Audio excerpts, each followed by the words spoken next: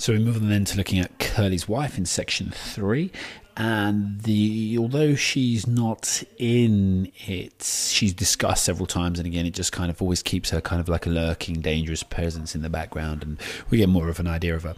So the first of is when Wit says of her, when she's hanging around, you'll see plenty, again just showing she's flirtatious and dangerous in that way. She ain't concealing nothing, and obviously this could be a reference obviously to clothing, but obviously a reference to her intentions as well. And obviously it says something about her and her place on the ranch. That's the only thing she has to do. Maybe that's the only way she can kind of get any attention, and you can discuss the right or wrongs of that, and obviously in terms of her relationship with her husband, etc. But obviously it's very clear what the guys think of it. It also says that it seems like she can't keep away from guys, so again just kind of giving us another reason to see why Curly's so angry, and obviously again just reiterating where she tries to get her attention from. Again, this is all to do with her loneliness. She's all jailbait. She's a jailbait all set on the trigger.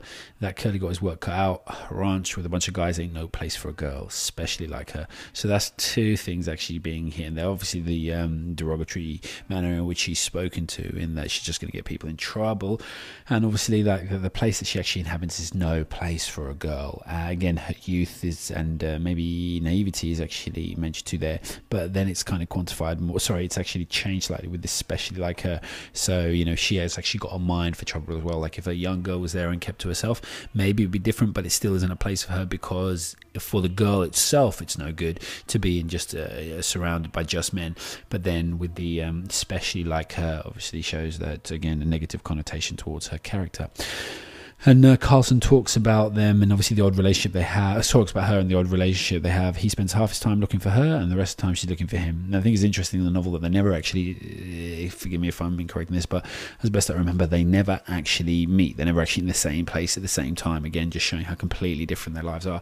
One talks about the other several times, and he mentions her a couple of times, but it's always, it's never pleasant, any of the things that's said. And again, obviously that shows how terrible their relationship is, and how terrible the relationship is for her. And obviously maybe she's avoiding him and pretending to look for him while trying to get attention from other people, as that's the only way she knows how to get attention. And when we come a little later on to finding out about the the guy that promised her he'd be in the pictures, maybe that's kind of like a dream that she's stuck in. Her attractiveness was something that actually got her that level of attention. Maybe that's why she's kind of stuck in the idea of flaunting it. If you want to go into some kind of psychological analysis into it, you can go that way. Crooks, the only thing that's important about Crooks in this section, obviously the only time he's mentioned, he's just kind of comes in while everyone else is in the bunkhouse, and he just says, I can do the job for you if you want, Mr. Slim. So he's just comes in like a servant, and then he leaves, whereas everyone else is in there playing cards. Looking then at Curly, this is the part where he actually gets into all the trouble with Lenny. He starts a fight with Lenny, so he comes in and he's harassing Slim. And even though Slim is kind of like got this very holier than holy presence on the ranch, Curly still obviously thinks he might be doing something, but it shows a lot more to do with his paranoia than anything else. And he tries to justify himself here to Slim, saying, well, I just thought you might have seen her, I saw her, that's all. And then he threatens Carlson, again just trying to show how strong he is, or kind of like how he likes to take on bigger men. You keep out of this, let you want to step outside. And then here we've got this animal reference to him. Obviously he's been called a rat already, but here we've got Curly steps over to him. Sorry, Slim's going to call him a rat in a second, but here he steps over to Lenny like a little terrier, and it kind of is nice if we keep that idea of Lenny as a bear. Then you've got this kind of little dog going up against a bear, and it doesn't really kind of obviously who's going to win that one, but also the kind of the way that Curly moves, and obviously that simile is quite evocative and gives you a lot of kind of ideas. And obviously we've got him in the pain, so he's kind of gone from one darting little creature to this kind of flopping creature, and again he's just kind of really been literally broken down, to size, taken down to size. And then where he stood crying, so again he's just been completely weakened, his fist lost in Lenny's paw. And when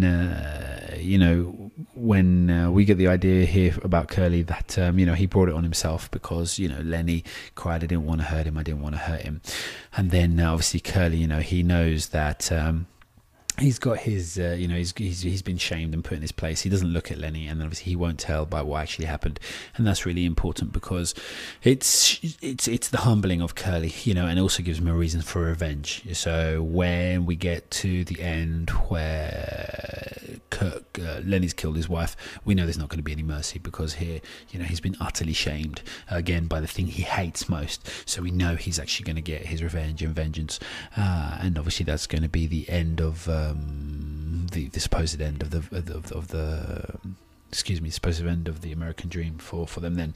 But as mentioned before, no one ever kind of looks at what could happen to George after.